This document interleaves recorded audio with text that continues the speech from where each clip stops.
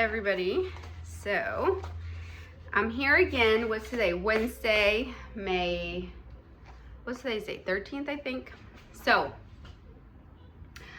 I'm feeling a little blah today. I don't know. I didn't know if I wanted to do a video, but I haven't done one this week, and I was like, I'm just gonna do it. I'm gonna do it because I gotta do it, even if I don't have that great enthusiasm in the begining, because once I get to do it, once I start on it, then I get excited and then I keep going. Okay, so I was on X with some political drama that I think is hilarious. And then what else was I doing? I do a lot of prayer in the morning. Like I journal, and I also take care of my toddler and do, house stuff. And so I got a little bit distracted this morning. Yesterday I had more of a intense prayer day in the morning, and today it's been a little bit lighter, and maybe that's why I've been feel like I need a little bit of a break. But I was trying to get myself excited to do my video, and I've been doing a lot of research. I'm still doing a lot of reading and stuff because I'm going through the history of the Big Five. I wanted to it's part of also because I want to understand it even more on a deeper level than just understanding the 5 facets. I wanted to understand how they came about, and then so I'm gonna read this to you really quick just to make sure that I don't say anything that gets me in trouble in the future. So it says, hi everyone, thank you so much for being here. This video is my personal story, just me sharing my own experiences, my thoughts, and the things that I've been learning and going through. It's not psychological advice, therapy, or professional guidance of any kind. I'm not a licensed therapist or counselor, and nothing I share is meant to replace professional help. Everyone's journey is different, so please take what resonates and leave the rest. If you're struggling, I encourage you to reach out to a qualified professional who can support you. This is simply my heart, my truth, and my story. I hope it brings some comfort. I hope it brings you some comfort or connection. Thank you for listening. I set up the camera differently today, and I feel like I'm not in my natural state. Maybe that's better. I don't know. I'm kind of a little bit scattered today. So, last time we spoke about, I'm gonna get my little thing over here, the Big Five, right? This is where we're at. So, it started in 1884, okay, with Sir Francis Galton. And he proposed the idea that in order to make psychology more scientific, then we need to look at the dictionary and come up with those adjectives that describe human behavior. Because if they are important in human behavior, they will have a word for them. So that started back in 1884. All right. And so now we're all the way to... So the last thing that happened after that, there's a bunch of information, and I went through everything through the other, on the other videos. But so the last thing was 1885, Paul Costa Jr. and Robert McCrae. So, and they are these guys right here, McCrae and Costa, okay? So what did they do? They started, they were working for the Baltimore Longitudinal Study of Aging. They wanted to see how the personality facets of neuroticism, extroversion, and openness, how do those determine longevity for people? If you score high on these or low on these, how does it determine how you become as an adult after your working years? So what they figured out and what they realized was that, one, if you have low neuroticism, and neuroticism again is negative emotions. So these are the emotions of feeling sad. Neuroticism, tendency to experience negative emotions and stress. So what does that mean? That means quick anger, emotional reactivity, impulsiveness, anger, hostility, anxiety, depression, self-consciousness, vulnerability, feeling unable to cope with stress. So one of the important things is that if you score low on this one, then you tend to have a better life outcome in the future once you get to old age.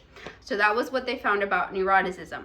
About extroversion, if you have high extroversion, it was generally positive. It was associated with positive emotions, better social support, and higher overall well-being. So people that are extroverted, you get a high from being around other people. So that's why it doesn't deplete you. It actually makes you more excited, right? So whenever you have this positive emotion, it makes you want to hang out with other people, and then in turn it makes you feel more fulfilled, and you just have better support because you give people the time and day to have relationships, right? So that makes sense. And having low neuroticism also makes sense because there's always going to be bad things that happen to you in life. So if you are able to cope with those better, then they won't get to you as much whenever they do happen, because they happen to every single human being, right? That's part of life, part of suffering, unfortunately. That's a reality that we have to accept. Okay, so low neuroticism, high extroversion, and then the other one was openness. And what is openness? Openness is curiosity, imagination. Wanting to be outside in the world and seeing the beautiful world that we have, and having like that internal just fulfillment of seeing beautiful things. And it can be through painting, it can be through nature, it can be through poetry, reading, spiritual things. It can be through a bunch of different things, it doesn't have to be one specific one, but that's what openness is. And so people that have higher openness when they get older, they're linked to better cognitive function, because your brain is just kind of scanning for the goodness in the world, let's say, or wanting to understand complex things better. You don't get bored as easily because you're always everything's very stimulus to you. And then you're also able to adapt better with the change of things. Being low on openness means that changes are really difficult for you. And being high on openness, you tend to see just like not everything's black and white. And so people that stayed open, they stayed curious and engaged, and they were open to new ideas, which helped protect against cognitive decline. So after they got those 3 findings, two additional traits that kept popping up for them was agreeableness and conscientiousness. Just the data kept showing these over and over again. And so even though McCrae and Costa had made a personality, right, they did a test saying these are the 5 traits and these are the things that you can test on with someone. These guys, did I take a picture of them? I thought I had a picture of them. No, I apologize. So they're the ones that were working for the Baltimore longitudinal study. So whenever they were working for that, what they found out through the data was that agreeableness and conscientiousness kept popping up. And they actually figured out that these are even better predictors of future life success. So agreeableness is the tendency to cooperate with other people. Being a person that has high agreeableness, it means that you have tendency toward cooperation, empathy, and kindness, altruism, tender-mindedness. And then it also involves politeness, being polite, following rules, trusting people, being straightforward, being compliant, modest. Okay, so those are the things that tell you if somebody is agreeable or not. How high of this are they, right? And you've always met agreeable people. People that are very disagreeable, they tend to see the world as very distrusting, or they tend to think that people are out to get them, or they tend to think that you can't trust anyone, that everyone's out to get you. Somebody always wants something, like nobody just wants something for nothing. Somebody always wants an agenda when they want something. And this is something really interesting that I figured out. So in the 2024 election, I followed the political sphere because, ever since I was in high school, I remember in college, I was thinking, I should know more about politics. Maybe it's like my due diligence as a citizen of the United States. And it was really, really interesting for me it opened my eyes to how basically how politics gathers the most disagreeable people because you cannot be very agreeable. You can be polite, but there's two things. You're either polite and compassionate. That's what makes you agreeable. And like, they definitely have to be polite in order to get along with other people, but compassion has to be low. It can't be too high, because then you won't make it in politics, because your pain for others is so high that is very difficult for you to make neutral or even like things that will hurt others policy decisions, because you're always going to be thinking of how your decisions affect other people. So what I learned is that in politics, you have to have lower compassion in order to actually succeed in it. And anyone that has higher compassion tends to you're always going against the tide. You're always swimming against the tide. That even if you think that you can change the world through politics, I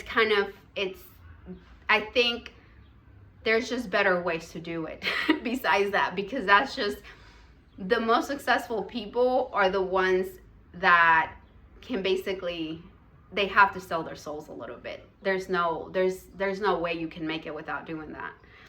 And that's what I learned about politics, and it opened my eyes to a lot. I'm at a point right now that I follow certain stuff, but I find it more of a comedy show, to be honest with you. I find it funny. Not funny as far as like anything bad happening. Of course, I heard for like really terrible things happening around the world, but I mean like just the like local things, And I'm just not, it's like politics is just something I'm not in right now. Like, it's not something I'm interested in. I've realized too that unfortunately, everyone wants you to think that, you can make a huge impact, and I've realized that there's really that it's like that to make an impact, you really have to one, have low compassion, and two,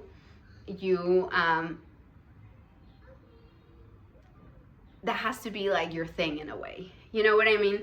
So anyways, that's that. And then conscientiousness. So conscientiousness, again, I touched on it in a video past, but conscientiousness is your orderliness. Okay, so that's made up of how ordered do you like your home to be, or not just your home, but also your emotions. I thought that was really interesting. Like, if you're having a lot of chaotic emotions, like you're like, why am I feeling like this? Why am I feeling like that? Why is it that this bothers me? Like, that's part of your orderliness too. So if you have like an argument with somebody, or somebody doesn't like you, or you don't understand why, it's like it's a constant loop in your head. It's like, why does that happen? Why does that happen? I have to understand it. Why does this hurt me? Or why does that make me happy? And because I tell you this because I've always been that way. It's something that's always called to me, because I'm high on orderliness. Now, industriousness, that's where I'm typical. I'm a very typical on industriousness. And industriousness is what the world admires all the way.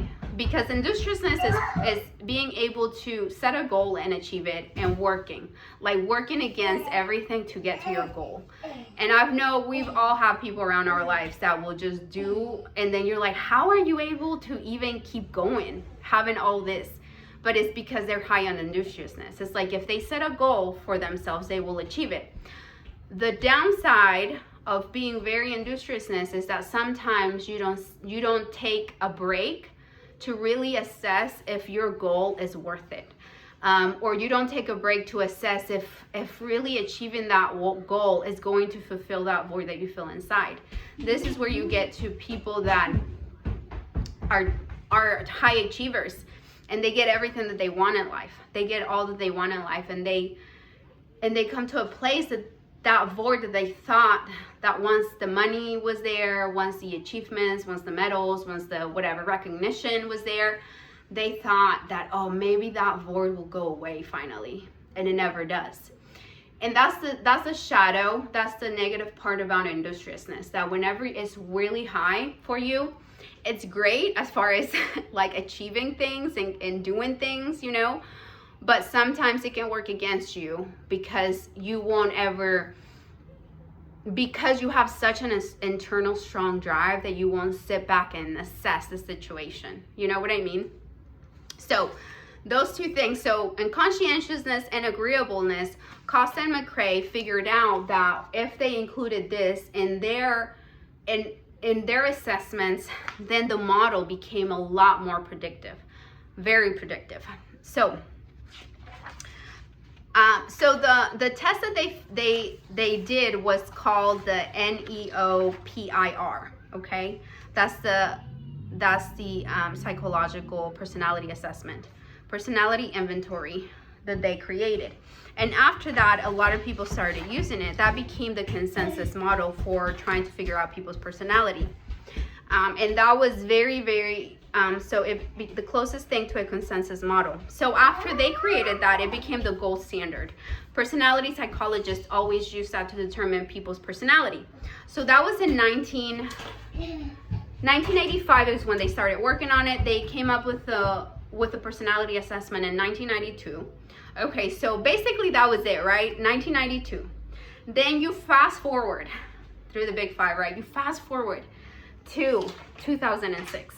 All right, in 2006 is when this guy, Colin DeYoung, okay, he got into personality psychology, but he did it more on a research perspective. So it was really interesting. I find it really interesting, his background.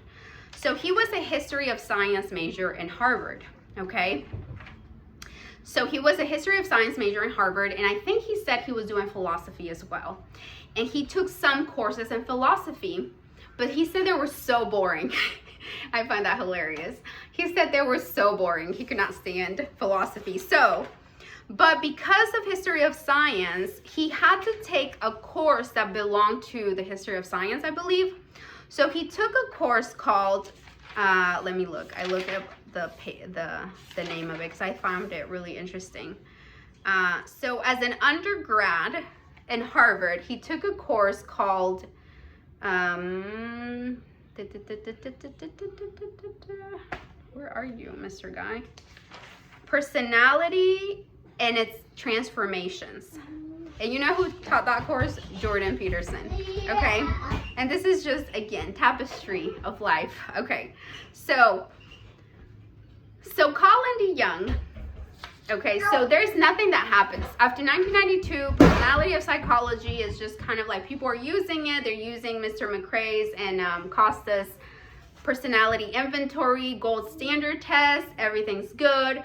Now, in this time, right, we've determined that there are 5 traits of people. There is agreeableness, conscientiousness, extroversion, neuroticism, and openness. And I'm going to go through them again really quickly for you. Agreeableness is the tendency for altruism and politeness. And all of these are in a scale from 0 to 100. Okay, so when you take the test, which this test is online, it's for free. You take it, it tells you how you rank among people, and then it gives you a personal score.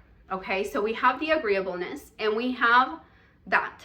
Then we have conscientiousness. And what is that? That tells you, again, how industriousness you are, how good are you at meeting your goals. Then we have extroversion. Extroversion tells you how extroverted you are, right? How do you get a dopamine hit? Not a dopamine hit, I guess. Do you get internal reward for being around people? Then we have neuroticism. How likely are you to negative emotions? So if something bad happens to you, how do they affect you? How much of a trigger is it inside of you? Okay, it's like an internal alarm. How sensitive is your alarm? Okay, that's how you can think about neuroticism. And openness is how curious are you about the world around you? Okay, how curious are you about everything that's around you besides your own person, right? So those were the 5. whenever that happened, personality psychology just saw these 5 as right next to each other. They kind of thought they related to each other in some way, but there wasn't enough data to really conclude this, right?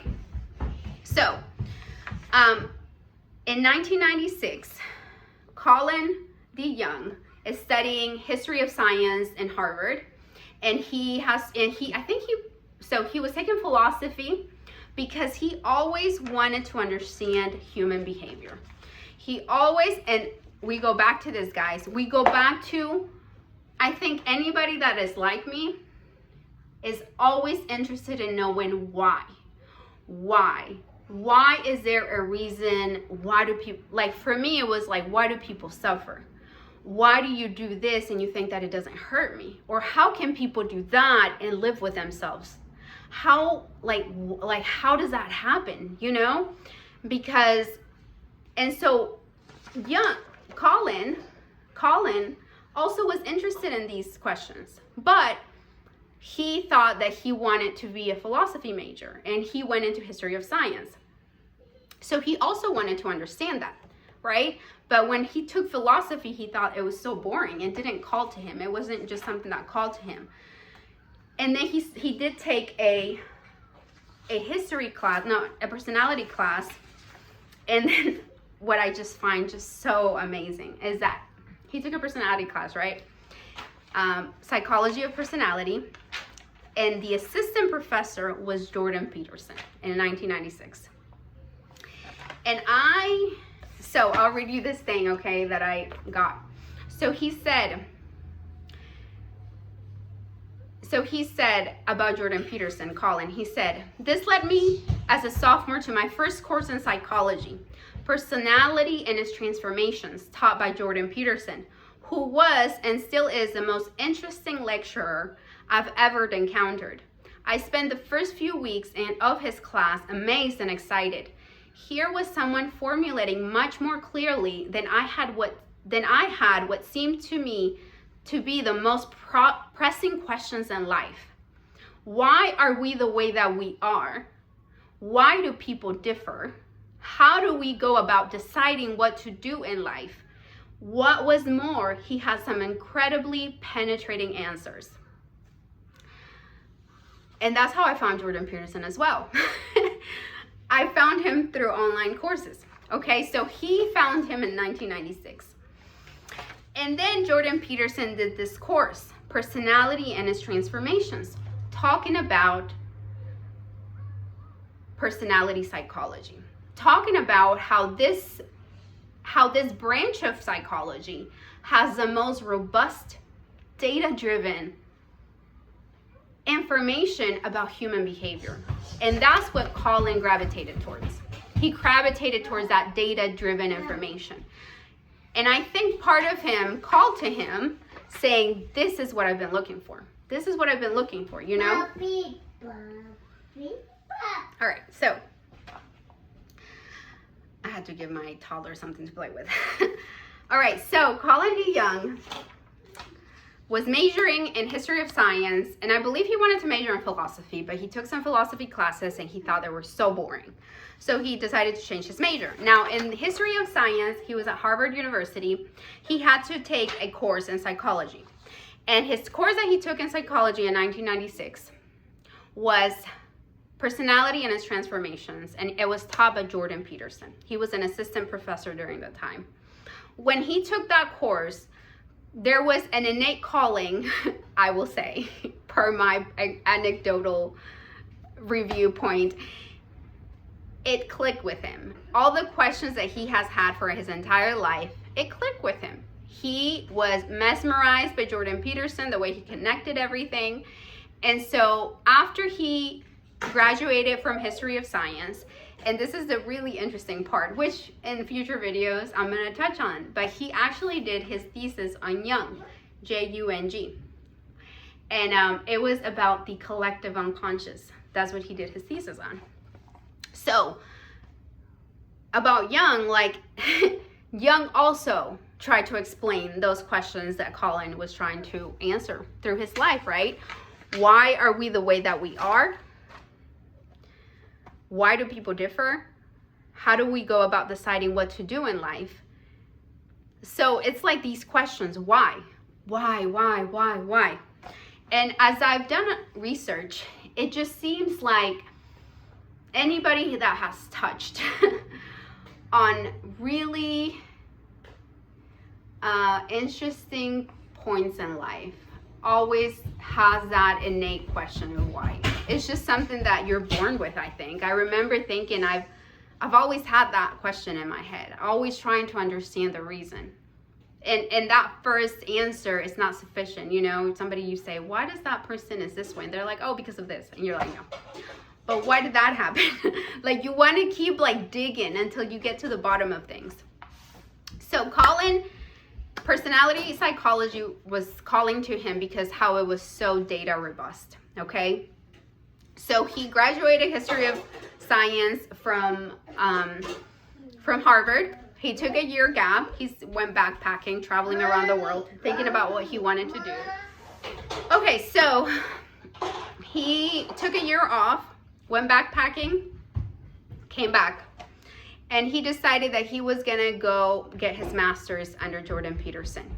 At this time, Jordan Peterson was at the University of Toronto in Canada, and that's where Colin went. He went to study under him. Okay, and that's how him and Jordan Peterson met. So that's where he starts, and the reason that he's so important is because he's a researcher that has advanced the Big Five so much. By the time I found the Big Five, let me tell you a little bit of when I found the Big Five. So I found the Big Five, I believe it was around 2017, I believe. Okay, and it was when Jordan Peterson was really popular. That's how I found the Big Five. And how did I find it? Because I kept listening to his talks on YouTube. It was whenever he was really big, and he kept talking about, it was also whenever there was a lot of political war between the Democrats and Republicans, and how a lot of the Republicans said that the Democrats didn't see or didn't perceive the world with clear eyes. Okay. And it was at a time that I had always grown up to be Democratic. Like, I've always, you know, like, I went to a low-income high school. Like, it was just like I was always in that scene, you know what I mean? And so, but I wanted to be more of a whole person. Like, I wanted to understand the reason why Republicans were the way that they were, and I wanted to understand why Democrats were the way that they were. So whenever Jordan Peterson came about, what I loved about him was that he was talking about religion.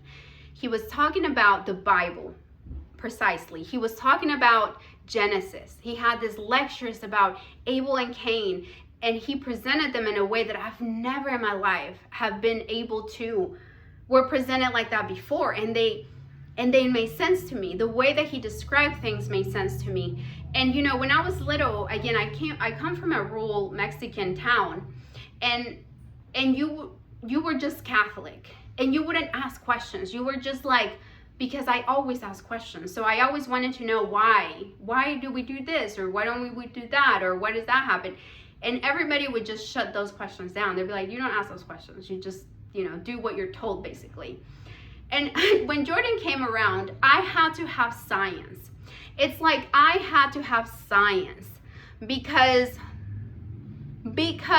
that's what grounded me. It grounded me. If I knew it was scientifically robust, then it grounded me, right? And then I could look at the imaginary, the mythical. I could look at stories that were not true, but I was grounded in science. You know what I mean? And not necessarily about the Bible, but just about things in general.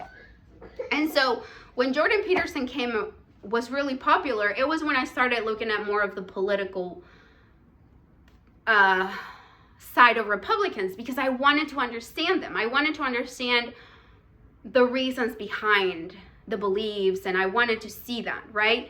So Jordan Peterson, I felt, was someone that could teach me a lot, because he was a psychologist, a clinical psychologist, so he had that science backup, plus he was adding this just symbolism and this, what would you say, not curiosity, just like this like he was connecting all the dots. You know what I mean? All the dots that I had also always wondering about. Like he was the first person in my life that connected the psychological thing, that scientific thing, with the symbolism, with the religion, with the Bible. He was the first person that did it so well. And so that's when I found a big five, right? So, and that's when I took my test, my questionnaire, my personal questionnaire. So that was back in 2016, 2017. All right, so that's just a little bit of that story. But that's why I say Jordan Peterson was also really, really important in my life, because he's the one that opened my eyes to this, right? And I feel like, I know right now Jordan Peterson is going through a lot of medical issues. And it's sad, you know, it's so sad, but he definitely was somebody that was so important, I think, to a lot of people, that he helped a lot of people. And that's the thing with humans, right? It's like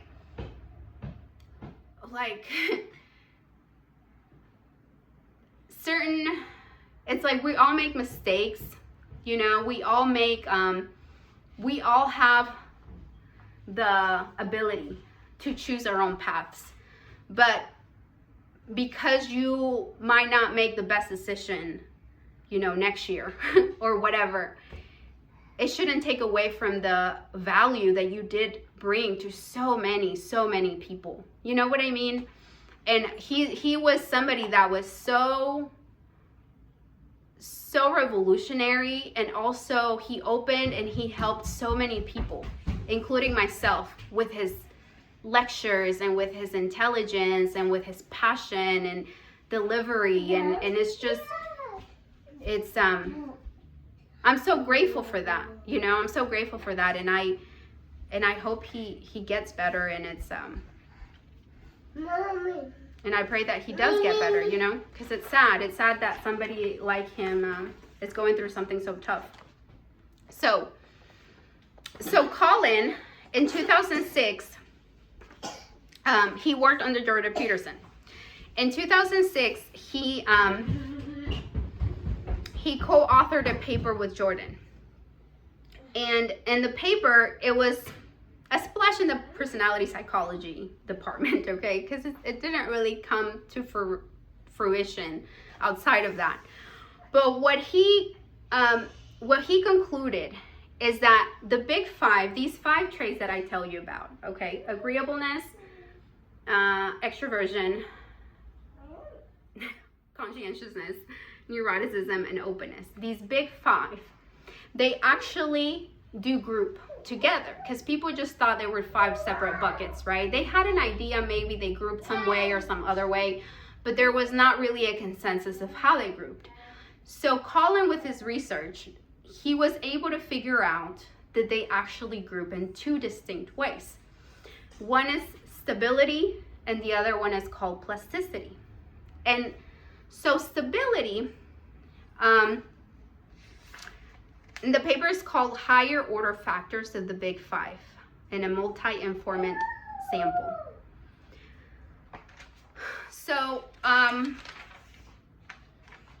stability is what, stability, you can think of it as what brings stableness to everything, basically, okay? It's made up of high agreeableness, which means you're able to get along with other people, and you also care for other people. So you have those 2 traits. You have high conscientiousness, so you have order, you have some type of order, and then you also have industriousness. You're able to reach your goals. And you also have low neuroticism. Low neuroticism is being able to not be overwhelmed by the negative things that happen in your life, okay? That's having high stability. That's being a stable person. So you can think of it as someone that's nice and reliable, okay? This is called stability. So usually if you see somebody that's high on agreeableness, let's say you see somebody that's low in neuroticism, they also tend to be high agreeable and highly conscientious. So those are like, they kind of, you know, play together in a way. These 3 traits. And the other 2 traits are called plasticity. I can't believe it's 1 o'clock, guys. My days go by so fast. All right, so we have stability, high agreeableness, high conscientiousness, and low neuroticism. Then we have plasticity. And plasticity is high extroversion and high openness. So you think of this person as charismatic and creative, okay? So he figured out that we have the big five, right? But on top of that, we have the meta traits. They're called meta traits, and they are stability and plasticity. And if you are able to see the meta traits of the big five, you're able to also get an idea of the outcome, the life outcome of the individual for the future, okay? So that was very important because he figured out that there were two engines. There were two engines that worked together, kind of, right? And most of the time, again, when I found the questionnaire, I made everyone take it. Everybody that was close to me, I was like, oh my gosh, I have to have you take it because I need to I would love to understand how you think, you know? It's like when somebody takes this and they are truthful on their response, because not everyone's truthful, then you are able to see the inner workings of that individual. It's kind of like you get a map of their emotions, of everything. It's just so amazing. It almost seems magical, to be honest with you. It almost seems like magical. So when I look at the scores of the people around me, it's true. It's either people are like stable or they're either plastic. And you see more of stability. Why? Because that is what society ranks as best. You know what I mean? Like being reliable, holding a job, and getting along with people. And then this plasticity side, it's not really, it's what you think about in, like, even in school systems, right? In like public systems, how sometimes they talk about getting rid of like music and creative outlets and things like that. Mommy. And here, you can borrow these. And so, and you think about it like that, right? Everybody talks about how, oh, it's great to be a hard worker, but oh, if you want to, do something creative, that's just a waste of time. It's just kind of like that's how society rewards these things. So we have stability and then we have plasticity. So that's kind of another way to look at these things without having to look at the full five and kind of like understand them.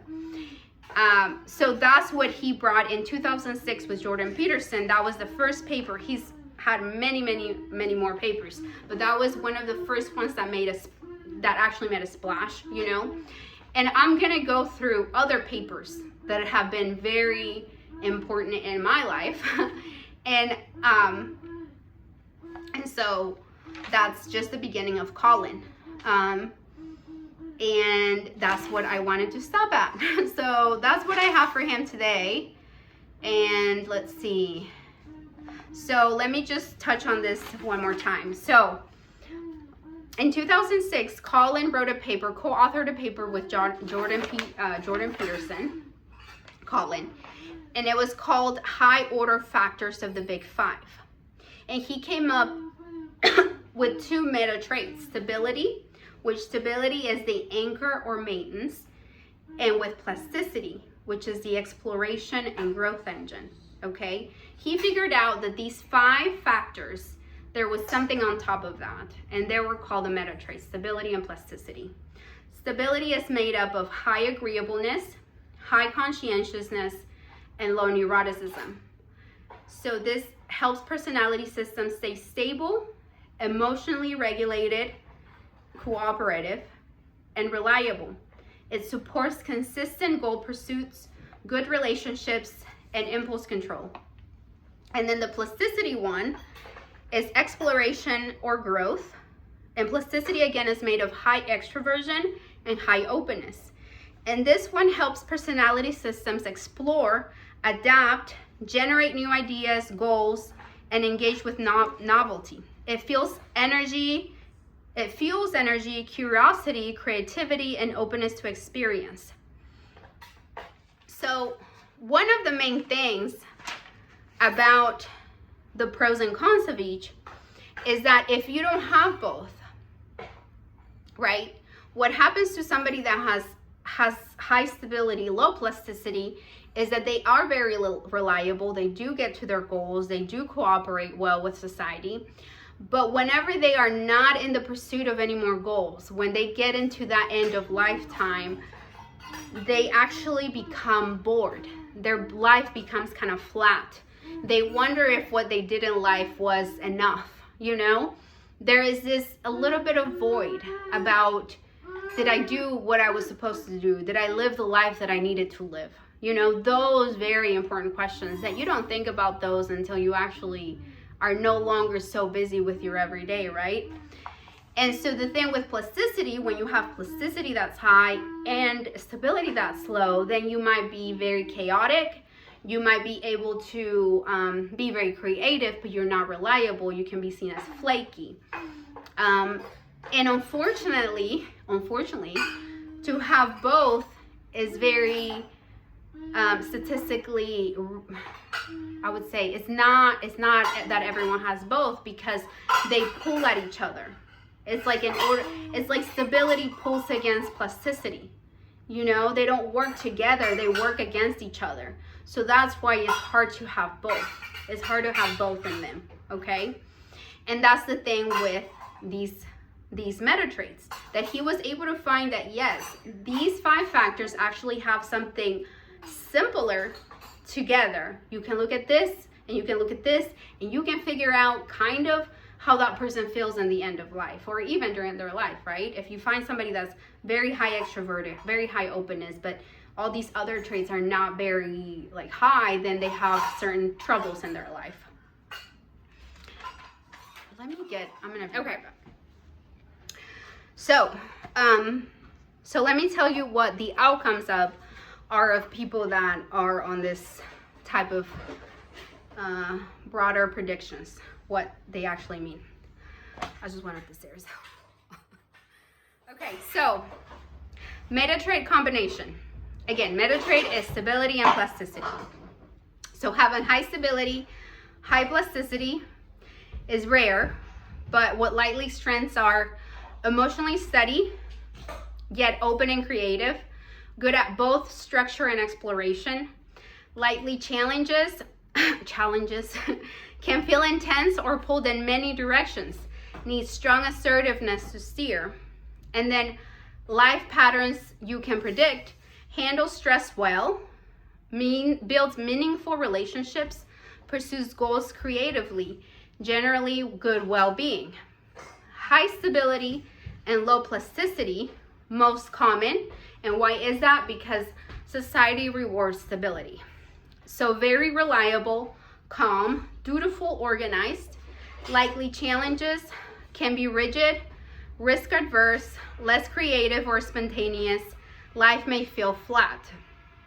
Life patterns you can predict, strong at maintaining routines, jobs, relationships, but may struggle with change or finding deep meaning.